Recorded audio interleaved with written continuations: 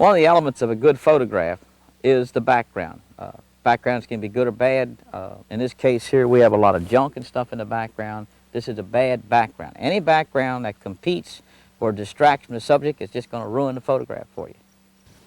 By cleaning up the background, we've improved our composition.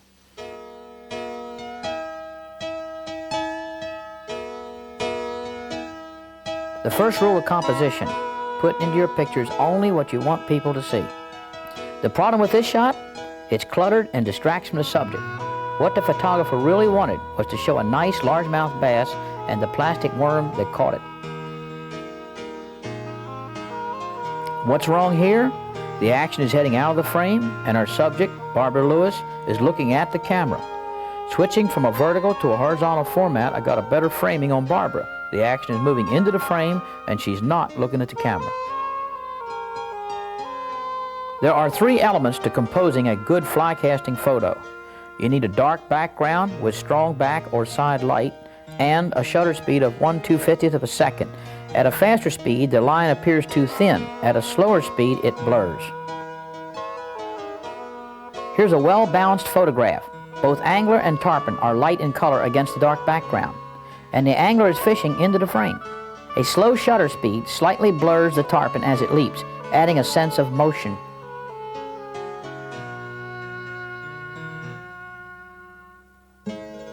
Put what's important up front. This is my fishing buddy, Butch Ward. He's holding a largemouth bass, but it's in his hand that's farthest from the camera. Switch hands and look at the difference. Show off your subject to its best advantage. All fish have white underbellies. By turning this permit on its side, the picture is improved. But turn it like so and hold it out in front, and you got a photograph worth keeping. The problem here? When we photograph close-ups, we often overlook important details. Making sure the red slash shows, then we know this is a cutthroat trout. Composing a wildlife photograph means capturing that special moment. For this osprey, I waited until the bird leaped from its perch. I shot a lot of film of this raccoon, but I like this scene the best. What makes this shot work? It was taken at the squirrel's level. Here, composition clearly shows how much larger the female mayfly is than her mate. Now some things to watch for. Distracting objects can spoil a photograph, and I personally don't like a watch in my pictures. People tend to check the time. I thought this was a pretty silhouette until I saw two leafy horns growing out of my friend's head.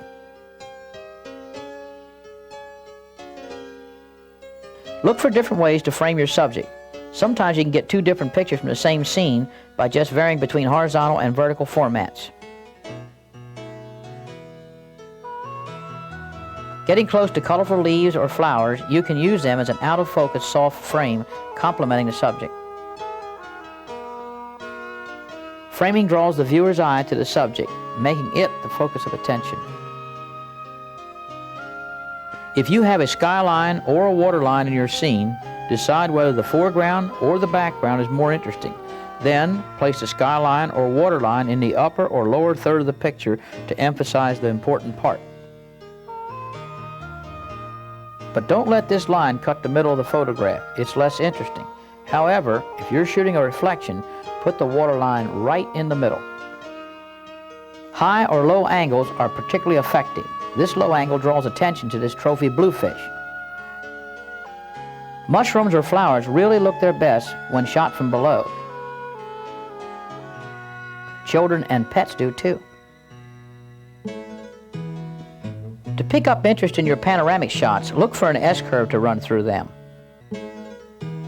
Background lines that duplicate the subject enhance the photo. The lower limb is a duplication of the man's form. And sometimes it pays to set up a posed photograph. A final thought on composition: just forget everything I said, and if you like the picture, take it.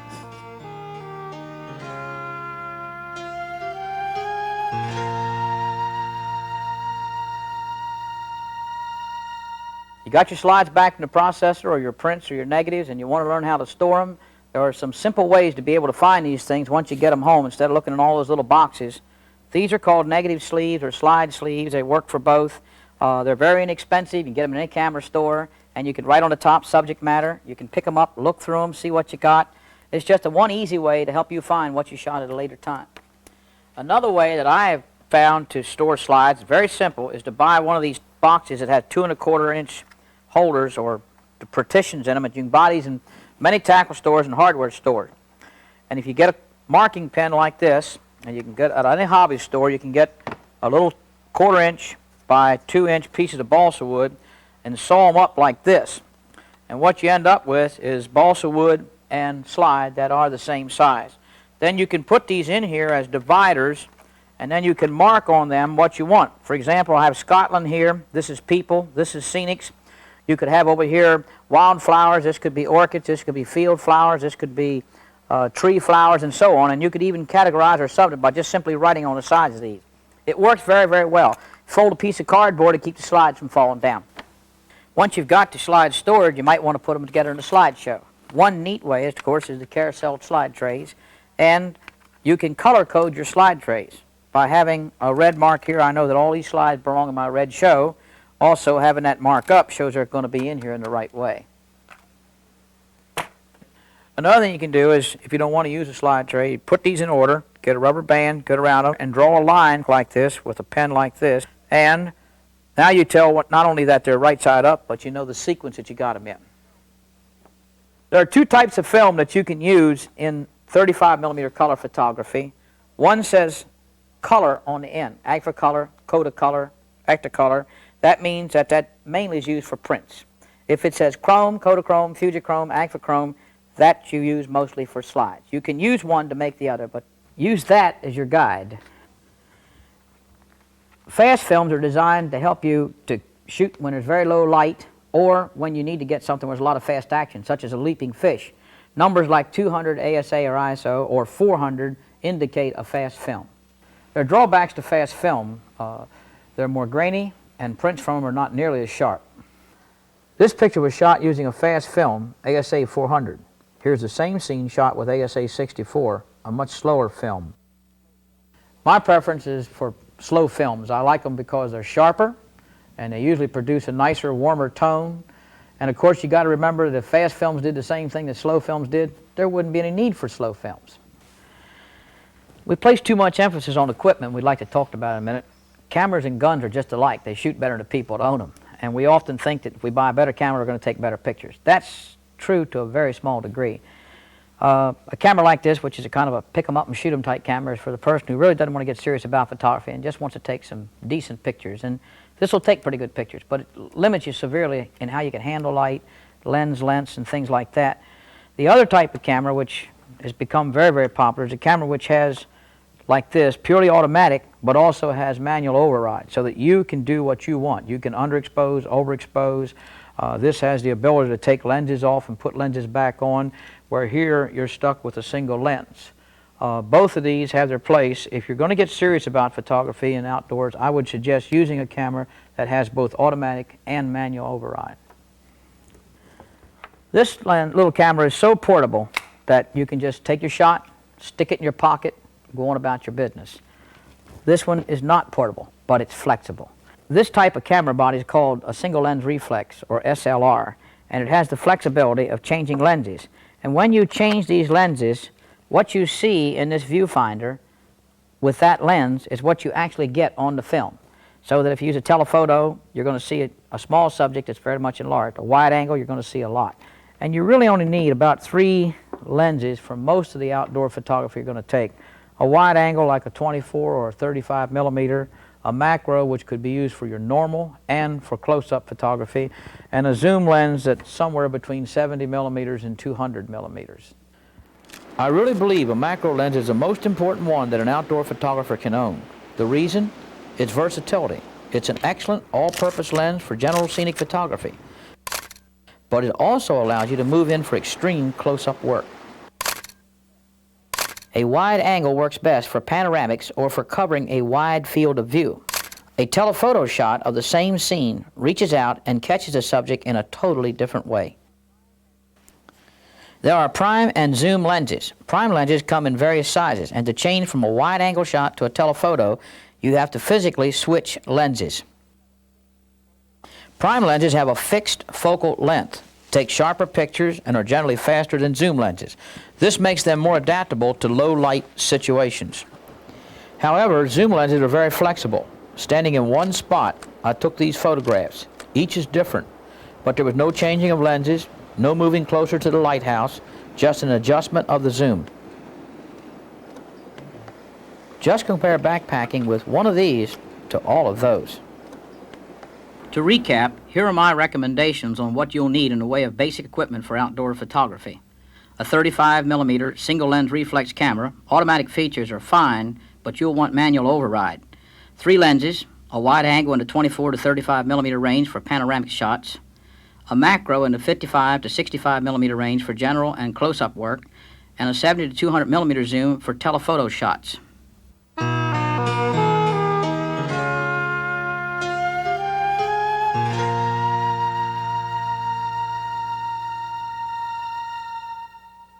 You can miss a lot of opportunities outdoors changing film. It does take some time, but there's one way that speeds that operation up. All you do is do it kind of backwards from what we generally do. Put the film in here on this side and let it lay right here. Click your shutter, move your advance lever, put it over here, drop this in here, push your rewind crank down, make sure the line's tight, and make sure when you click that the second time or the third time that handle goes around. Then you don't shoot 40, 50 shots on a 36-shot roll.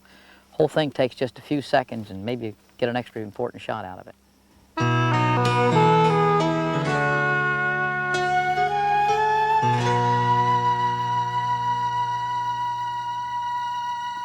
There are a lot of accessories you can buy for photography. Tripods are probably the most important. In fact, I often say your second lens ought to be a tripod. They let you use long lenses and shoot under low light conditions and get razor-sharp pictures. A conventional tripod has several advantages. It can be elevated, some can be raised as much as 6 feet. And because it's so rugged and heavy, it's very stable. Now, I've added a homemade handle for this one, but it's still hard to carry through the woods and would not be something you'd really want to haul on a backpacking trip. This is another conventional tripod. It's just smaller. It's a lot more convenient for carrying, which makes it better suited to backpacking, hiking, and general outdoor use. It allows you to shoot from low angles, and it's lightweight. However, it's not as rugged or stable as its bigger brother, but because it's not bulky, it can be packed easily. Here's a homemade shorty tripod. It's made out of 1/4 by 1 inch strap aluminum, a couple of wing nuts, and a ball joint for the camera to rest on. I made this rig in maybe half an hour in my shop. It shoots at very, very low angles. It can be rested against a rock or tree or the side of a building for stability. You can even use it as a chest tripod. It's especially practical for backpacking because it can be folded up and put in your pack. A monopod is nothing but a one-legged tripod. It offers support, but not as much as a tripod. However, there are many times when hand-holding your camera is just not going to work. Say when you're using a long lens trying to follow a moving animal or need some form of stability. Or perhaps you got a low light situation and need to shoot at slow speed or exposure. A big advantage to the monopod is that it's easy to carry. This is called a shoulder pod or a shotgun stock. You can buy these or make your own. The advantage, of course, is that they're portable and you can walk through the woods with them and take wild game shots. They're not as sharp, as steady as a tripod, but they work. And you can follow a deer, click that shutter, and get a pretty close shot. You can shoot these up to 400mm pretty safely off of this pod. These are what I call tripod boots. They slip onto tripod legs. They keep mud, sand, water, debris, and all sorts of things out of those legs. They're very inexpensive. They're easy to make. All you need is a right-size PVC pipe, a cap seal on one end, a coupling on the other with a 1/4 thread and a thumb nut, and you can make the thing at home in a few minutes. A vest just like this, designed just for photography, will carry all kinds of equipment that you need in the field, plus lenses, and it has the advantages that the pockets are all padded. For durability and protection from shock, heat, and cold, solid camera cases just can't be beat. They're waterproof and rugged, and especially useful when working from a boat or a canoe. Solid cases are particularly good when you're in a saltwater environment. An ammunition box or fishing tackle box minus the shells and lined with foam rubber is a good substitute. Padded day packs, fanny packs, and the like are convenient for camping and hiking. Choose a material that offers you the best waterproofing. A good idea when working around the water is to line your pack with a heavy-duty plastic garbage bag for extra protection. In fact, I always carry one in case I get caught in the rain. Then my gear goes into it, and it goes into my pack.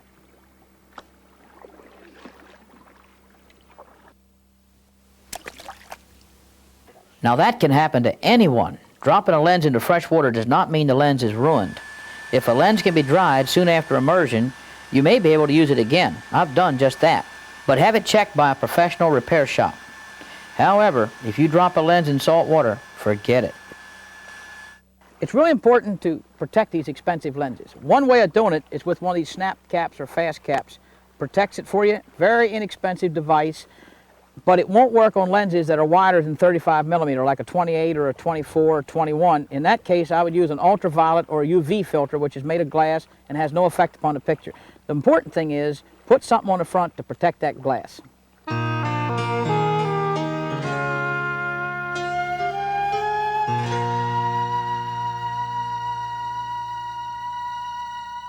Randy is the model, and Maria, if you want, you'll take the picture. And Lefty Kreh spends a great deal of time teaching others how to improve their outdoor photography, and through his teaching, he too has learned. He's found everyone enjoys taking pleasing and flattering pictures of family and friends. There are some simple steps you can take to improve your people pictures. But first, some problem areas need to be understood. Okay, well, what we'll do is show you just about the worst way you can take a photograph, which is what most people do. Let's stand right here like this in the sun. Maria will take Randy's picture. Lefty has them position themselves the way most of us do to take pictures of others. The photographer has the sun coming over her shoulder right into Randy's face. That makes him squint, and all that light flattens the features of his face. What'd you get, about f8 at 250 at f8? Okay. That sounds about right. Now come back. Now what we don't want to do is shoot a horizontal picture, because we'd cut him off this way. So we use a vertical. Go ahead and focus and try a couple shots.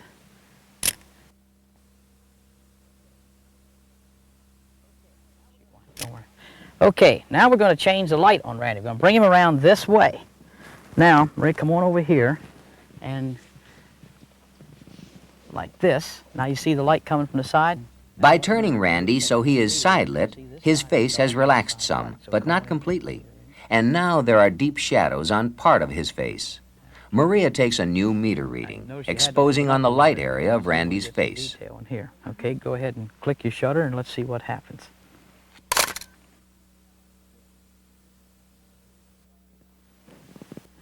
Okay, now we take Randy, we'll turn him away from the sun. Now all of a sudden all the shadows are gone, all the squinting's gone, and he's relaxed, and now we can take a nice picture of it. Just come in. Maria takes a new reading, using a vertical format. That eliminates unwanted background and focuses attention on Randy. Then she shoots. Good. You really want to do it here on a silhouette. You really want to expose the sky or the background. Silhouettes make dramatic people pictures. But to work, the subject must be dark, shot against a light background. There must be at least a 3 f-stop difference between the two. Maria takes a reading on the sky to properly expose it and to place Randy in silhouette. To eliminate a dark tree line in the background, Maria kneels down to place the sky clearly behind Randy. If you get down low here, you can see him against the sky. Okay, now just go ahead and shoot your photograph. Now what'll help, to see the sunshine in the lens, that's going to cause flare. So if you move so that your lens is in his shadow, you won't get any flare. So just move around a little bit to your lens it's actually in the shadow.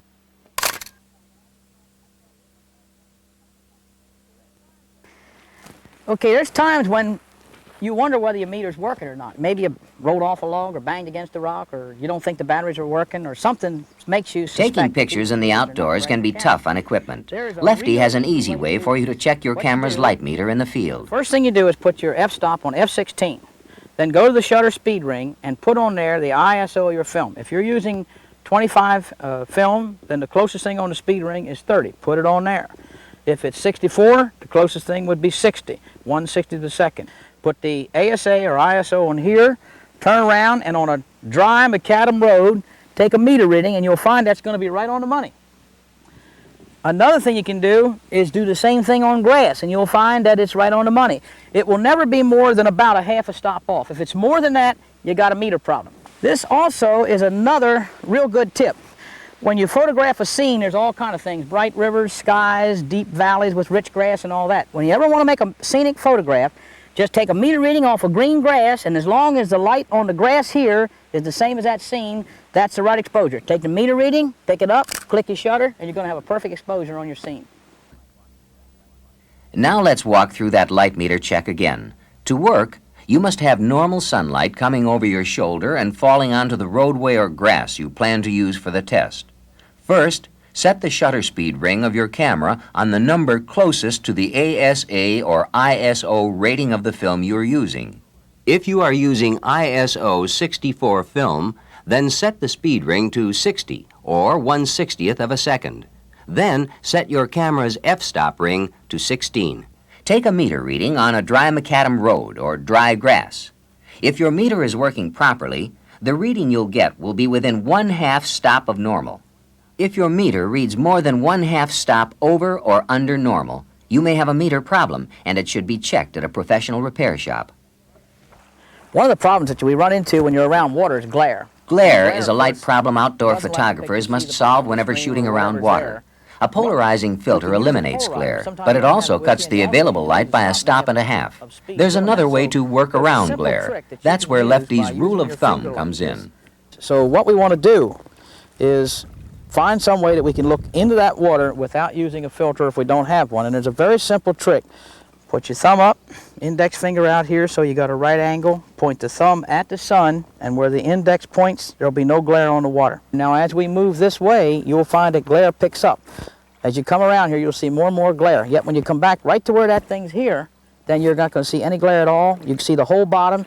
With your thumb at the sun, there's no glare. We can see this bottom very clearly, but as we come around here, you can start to see the sun. We can also turn this thing around and point in this direction, still with the thumb pointing at the sun. Now, when the thumb at the sun, when we point this finger out here, we got no glare here either. So you can do it this way, or you can do it this way. But the key is to put this thumb pointed at the sun, where that finger points, like right down in here, we can look right at the bottom. Let's say you got a fella here and you got a nice trout on. You can say, okay, stand right here, sun's up there, compose your shot. You can see right to the bottom, see the fish on the bottom, see the angler, and you get a nice rich photograph. It looks like it was shot with a polarizing filter. Okay, where Marcia's finger's pointing, there's no glare. So let's take a shot there so when you get home you can really see the difference. Shoot one right where the finger, the index pointed, there's no glare there at all. And once you get that shot, now let's move over to the left, swing to the left, and take another shot, and you're going to find out that when you get home, you got a lot of glare, and you won't be able to see any bottom at all now. All right, filters can make a tremendous difference in a photograph. A wide range of filters is available to the outdoor photographer. A polarizing filter cuts glare on the water's surface, allowing you to see subjects under the water. An ultraviolet filter can eliminate haze. It's the only filter that does not affect the color of the photograph. It can also be used to protect the lens. In color photography, color filters bathe the entire scene in the color of the filter. Some filters add a warm feeling. Other filters add a cool feeling. Lefty, there are many filters on the market today.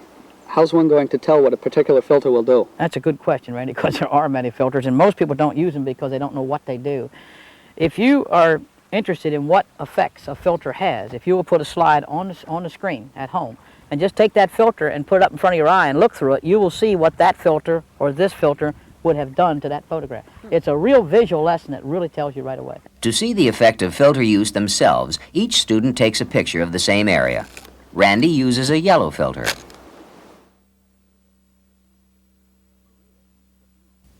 Maria uses a blue filter.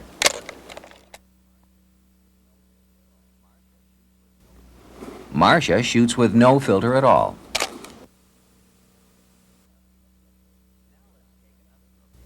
Now let's take another look at those 3 shots of the same scene. First with a yellow filter, then a blue filter, and no filter at all. I think you're going to be surprised at the nice pictures you get on a day like this. Lefty has taken pictures all around the world, but of all the different kinds of photography, Lefty's favorite remains wildflower photography. It's been a constant source of learning for him and continues to be. And he's found that those dreary, overcast days when most of us remain indoors are just ideal for taking good flower pictures. Actually, when you have very overcast light, it's almost like using a polarizing filter. You really don't have any real bright glare. When the sun shines on something, actually there's a lot of glare that comes off of that, and you're photographing glare and not really getting the true color. You'll put a polarizer on in bright sunlight to eliminate the glare. Here you've got literally a polarized picture without a polarized filter. But people think if you got low light, you don't have the good shot.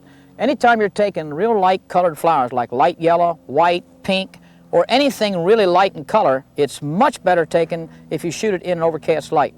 A white rose or a pink buttercup, you're going to see all the colors. If you do it the other way in bright sunlight, that light hitting there and bouncing is going to put a lot of white on there, and you'll never see all the little subtle tones in there. So to really bring out the subtle colors and features of a flower requires close-up work in a somewhat controlled environment. Okay, let's put this on here and our windscreen's complete. Don't puncture my bag, Sally. Using ordinary plastic garbage bags from home and sticks found in the field, Lefty and Sally have fashioned a windscreen. This helps keep the flower from moving in the breeze, and keeping the flower as still as possible is critical to a sharp picture. Lefty, how come we're using dark plastic bags? That's a yellow flower that we're going to photograph, and you always want to take a light subject and put it against a dark background. If this was a white flower, a real dark colored flower, we would use a light background. Sometimes I'll use clear plastic bags like you get in a dry cleaners that you get your clothes in. That way you can let the light come through if you want to backlight a flower. Most of the time though, the dark colored bags are the best color. Lefty has learned that taking pictures in the outdoors means being prepared. We call this stuff wet belly photography. You can see why you would. This is a tripod that... Flowers, children, and small objects in general are best photographed from a low angle. Lefty sets up his shorty tripod for Sally to use. Then he has her lie down, so she's looking up at the butter and eggs flower. Shoot it easy. Okay, we got a fern down here. It looks like there's a bunch of spores on it. And it's not a flower, but I classify it as flower photography. And this is a little high. We may not use a shorted tripod. We may use a little bit higher tripod on this. When he goes out for a day of wildflower photography, Lefty often takes an assortment of colored artboard to use as backgrounds to make his flowers stand out. But often, as with this fern, a subject is found that naturally stands out against its background. John still has a problem: wind. You may not always have the materials with you to build a windscreen. As John learns, that's when patience is in order. Whenever the wind's blowing, there's always seems periods when it's stopped for a moment, and if you're right on the trigger, you can take it. Good. Now, yeah, bracket a half stop the other way. On color film, you ought to bracket a half a stop on either side of what it says. For one thing, ASA 64 film is not exactly ASA 64, or it cannot be often. It depends on how the film's stored and how old it is. That's why when film gets real old, they don't want you to use it. Another thing about wildflower photography is don't just shoot these and say, this is a cinnamon fern, this is a butter and egg, this is a pink lady slipper. Find out something about each flower, a little bit of the interesting facets of the thing, so that people will be interested in a flower more than just what a name of it is. Some characteristics, a lot of flowers are used for medicines, they're used for all kinds of purposes. Good. Chris, would you like to see what I have in there? Just look in there, you'll see see that white flower? That look neat? Lefty makes much of the equipment he uses in outdoor photography. His shorty tripod is one example. We call this a shooting arm, and it's a real simple thing to make. This one I made in a very short amount of time. This is just a half-inch piece of aluminum rod, and you got a little pickup arm, which you can buy. It's got little fingers to push it up. Buy those in all those stores, hardware stores. A little block back here with a nut on it, move it back and forth, and a little ball thing up here so that you can adjust it. By this, what we can do now is move this thing back and forth, and we can move this up and down, so we can take little tiny objects and magnify them. What's great, if you notice, if Chris moves that, when she moves the camera, the flower moves. So if both of them move together, we don't ever have any problem with the sharpness. Since both move together, it'll stay sharp. It's when one stops and the other moves, either way, is when you get your unsharpness. We can also move this around to control the background. So we can do a lot of things with this. It's a very handy tool for a lot of close-up insect photography, flower photography, anything you want to get in real close on and want to be portable. Now what we'll do, we'll take a shot of this with the light shining from behind it. We'll take a light with it shining sideways and one shooting with the sign over our shoulder. And you can do this by just simply turning around. And you're filling the frame so much here that you can just go ahead and meter off of what you see. Okay, let's try a backlight shot. Sun shining from behind. Make a meter reading. Got it on plus and zero. Go the other way. That's it. See a plus and a zero? Okay. All right, now soft. Okay. That's it. You want it in focus. Yeah. All right, now click the shutter.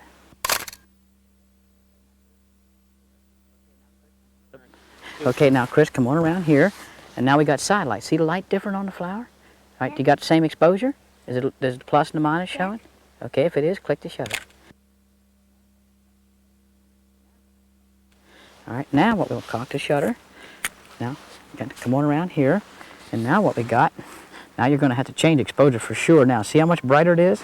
Okay, make sure you get your exposure, your needles matched in there. Okay? You got the shutter cocked? Plus. There. Okay, slow, squeeze one off.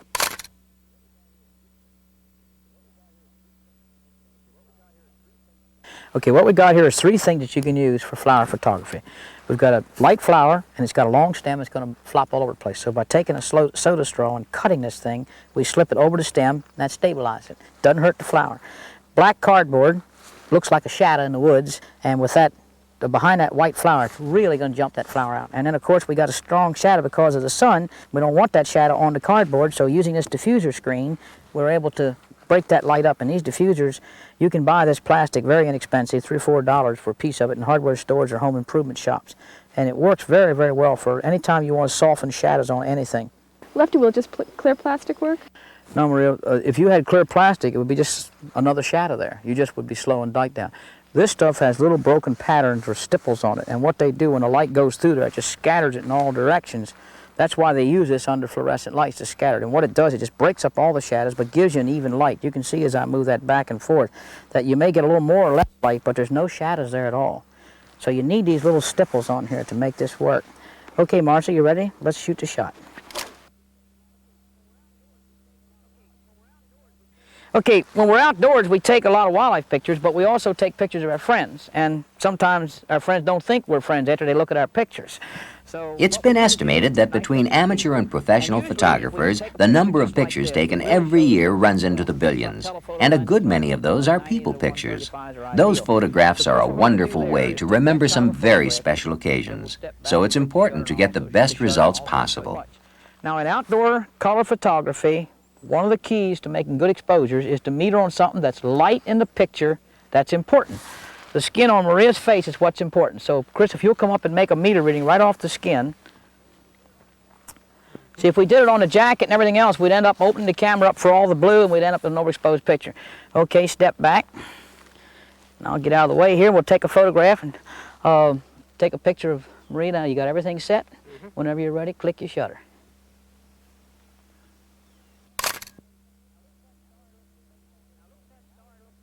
Now look at that sorry-looking face on this woman here. Now we're going to get a nice picture. If you remember this, it has to be a surprise to the person, but if you remember this, it works out beautifully.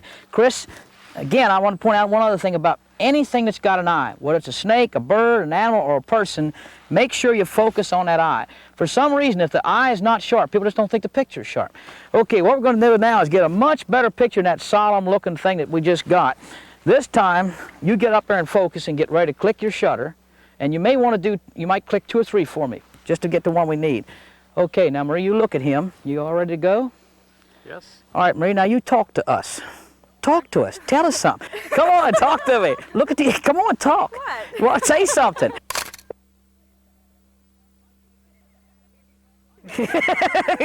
Are you seeing the natural expressions that we're getting on her face?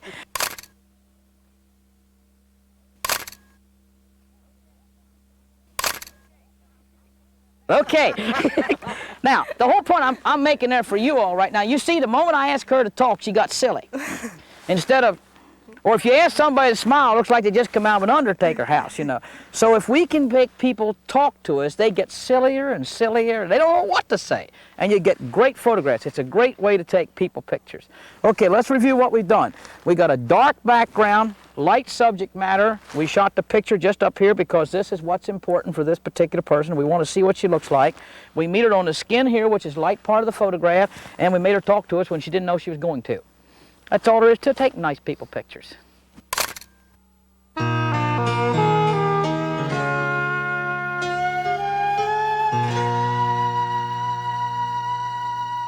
Taking pictures outdoors is one of the most difficult forms of photography.